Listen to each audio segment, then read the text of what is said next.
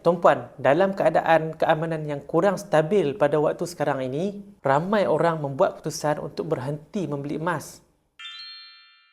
Tapi inilah masa yang paling penting anda alihkan wang fiat anda itu ke dalam bentuk emas. Walaupun kita tidak terlibat secara langsung ke dalam perang itu, tetapi kesannya tetap akan sampai kepada kita. Harga minyak naik yang mana menyebabkan kos pengangkutan meningkat dan akhirnya harga barang harian juga akan naik.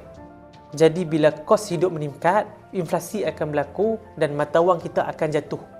Sebab itu, aset emas digunakan sebagai salah satu cara untuk melindungi nilai simpanan kita pada jangka masa yang panjang.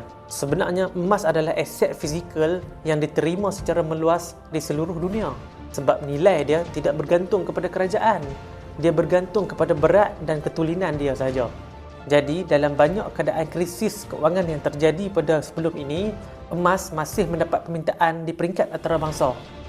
Kerana apa tuan-puan? Kerana sifatnya yang mudah dicairkan. Yang penting tuan-puan, simpan emas bukan untuk jangka masa yang pendek. Simpan emas itu adalah strategi untuk kita menstabilkan keuangan kita. Semoga bermanfaat untuk semua. Itu saja daripada saya. Assalamualaikum.